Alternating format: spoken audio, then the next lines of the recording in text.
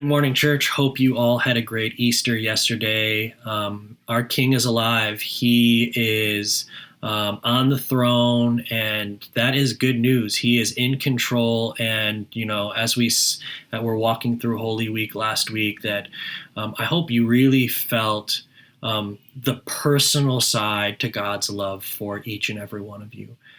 That is one, if not the thing that will change you from the inside out, is meditating on God's love for you, and as we look at Jesus and what He did for us and what He sacrificed for us, that is the manifestation of God's love for us. And so, again, I hope you all had a great Easter yesterday. We're going to jump right back into our reading plan this week. We're reading out of, I'm going to pull out of Matthew 9 this morning. And just a couple of things I want to highlight for us. So Matthew 9:37. Then He said to His disciples, "The harvest is plentiful, but the laborers are few.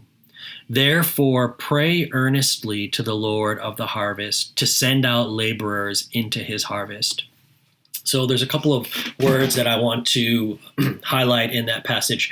The first one is harvest. Not every season that we are in is a harvest season.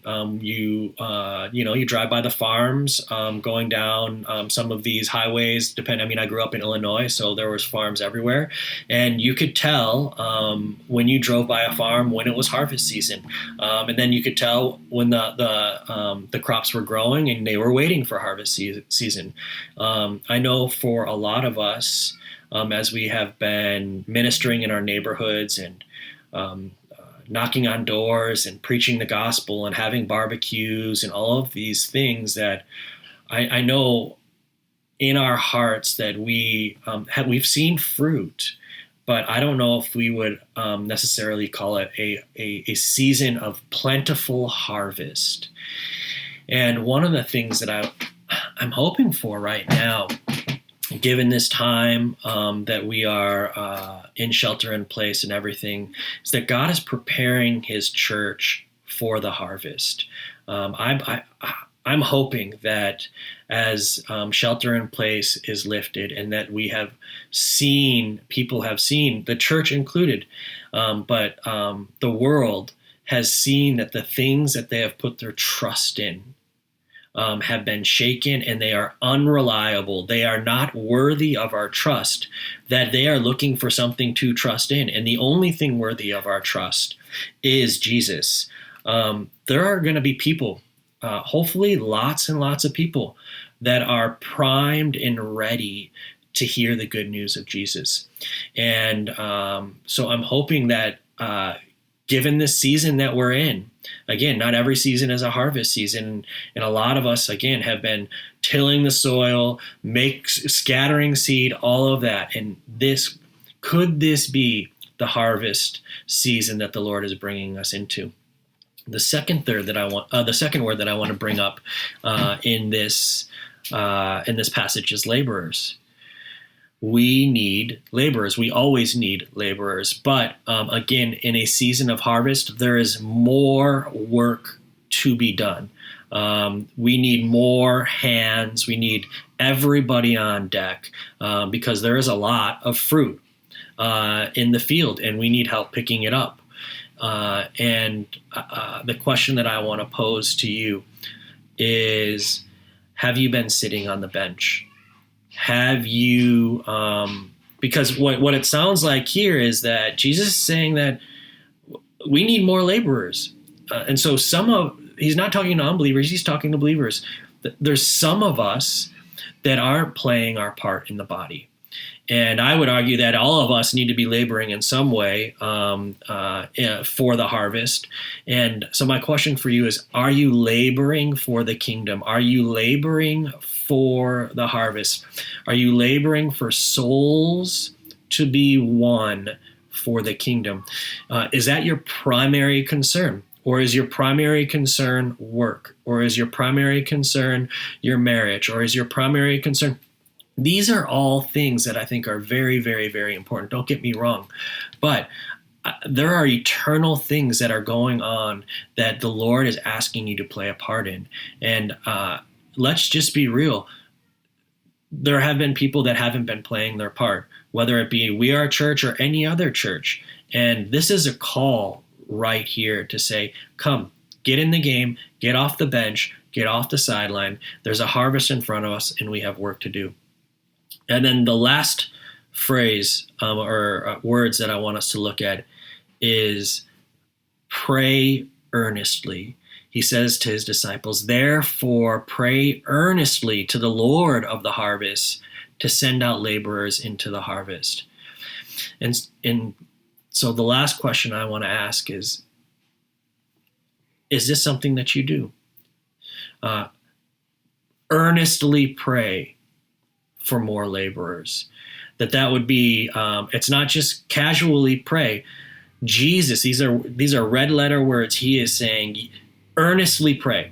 This should be a prayer of yours often, that you would pray for more laborers so that we can bring in the harvest, that there are more souls that could be won for the kingdom, that the advancement of the gospel would move forward in our neighborhoods and in our families and in our friends. And we need more people. And so a basic, simple question for you, is this a prayer that you've prayed? And if not, it's not just, I think, a prayer that we pray every once in a while. He says, pray earnestly for more laborers. And then just the last thing that kind of tying it all together is that word in Galatians 6. Paul writes, and let us not grow weary of doing good, for in due season we will reap if we do not give up. So then, as we have opportunity, let us do good to everyone, and especially to those who are of the household of faith. I know there are people that have felt like they've been spinning their wheels the past couple of years as we've been evangelizing and again trying to reach our neighborhoods.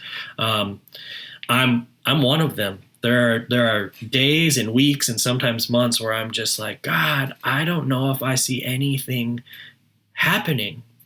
But the beauty about and why Jesus uses these kind of pictures of gardening and planting seeds is that when you plant a seed, it's in the soil and you cannot see it. But there is something going on. If it's being tended to and watered and all of that, there's something going on in the unseen. And I want to believe right now that there have been seeds scattered all over San Francisco, and they have been slowly sprouting, and we haven't been able to really see it.